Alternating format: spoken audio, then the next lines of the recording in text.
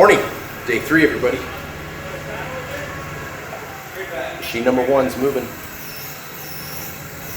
Here you go. 1 of 7, 1 of 8, 1 of 7. Yeah.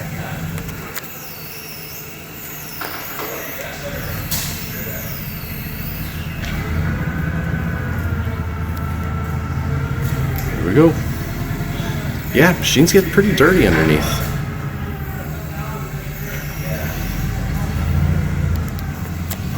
All right, let's keep going.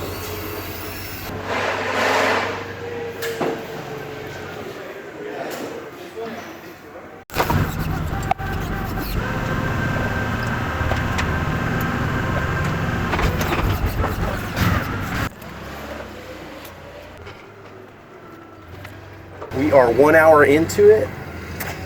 We already got 4 machines out of here. Pretty amazing. 4 of 7. Let's see.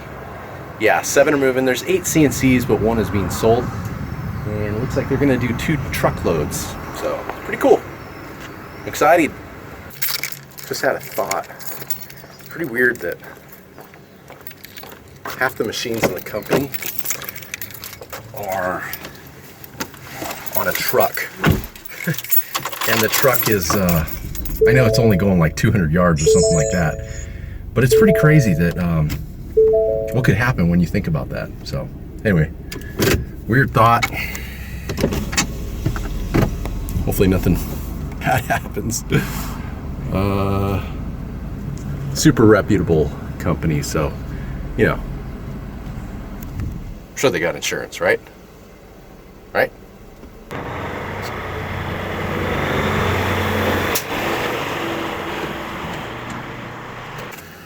So the VF4 is on its way out. It's pretty crazy because what happened was the slope of the driveway. Anyway, there's a slope, and so they got to come out sideways. How'd they do that? Yeah, they came out sideways. And if you check it out here, that's what we're dealing with right there. So they're trying to get to the center of the driveway because it's a pretty decent slope, you know, 5 or 10 degrees, something like that. And so they're getting to the middle, and then they're going to load it at the end of the driveway, about 100 yards onto the flatbed. Glad they know what they're doing. Pretty crazy.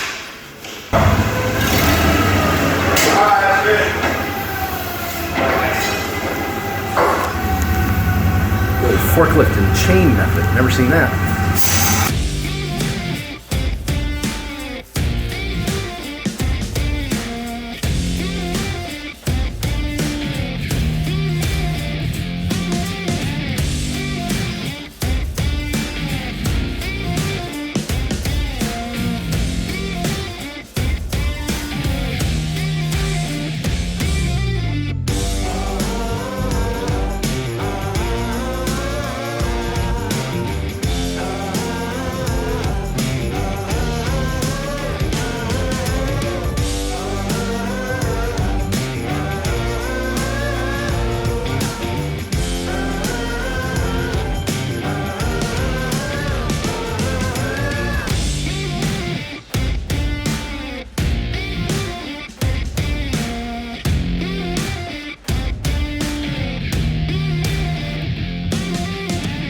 Here we are, end of day 3. We got this machine in place and all those in place too.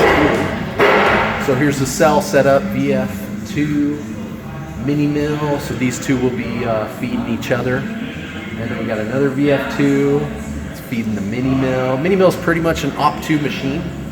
And then across from that, we have the 2 lathes.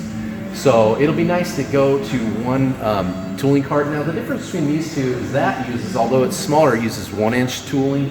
This uses 3/4 inch tooling, but it's live tooling, subspindle, Y-axis. So yeah, I'm thinking we do one lathe cart here and then a mill cart here.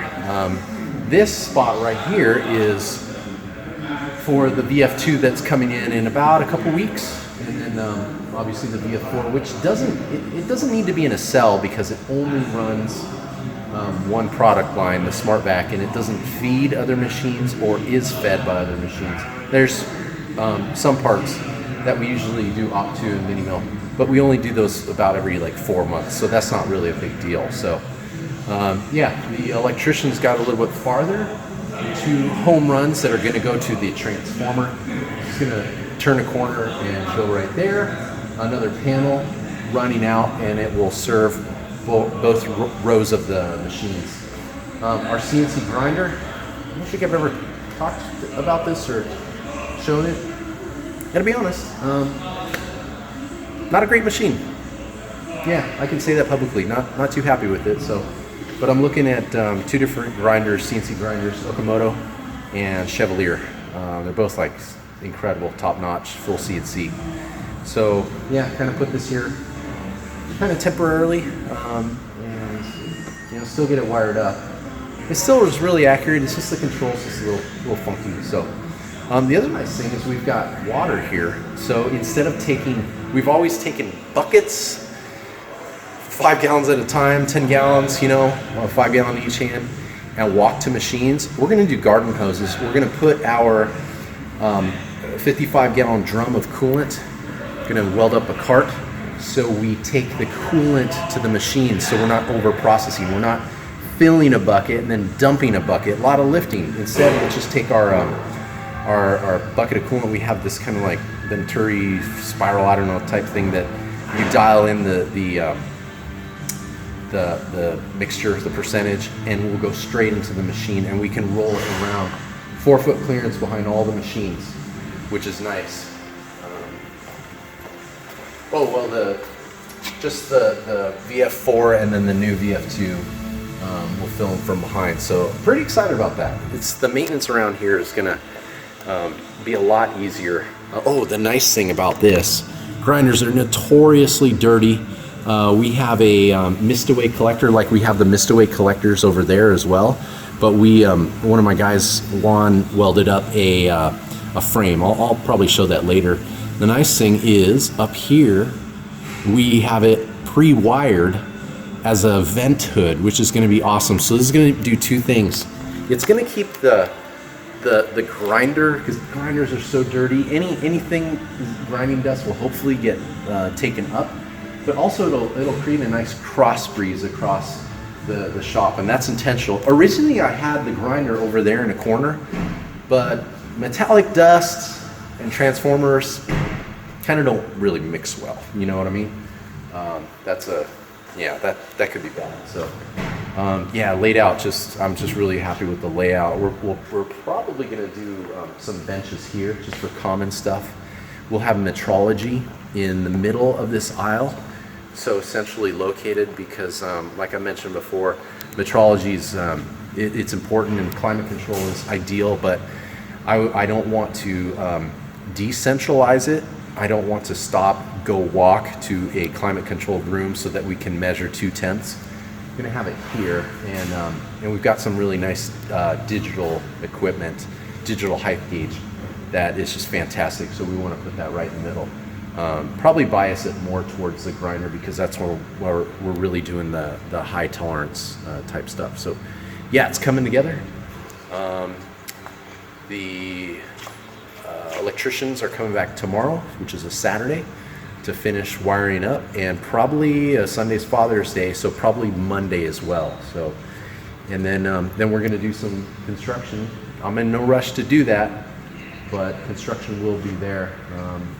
Hopefully, probably July, and we'll cover that as well. So, all right, day 3, wrapping up. We'll catch you tomorrow.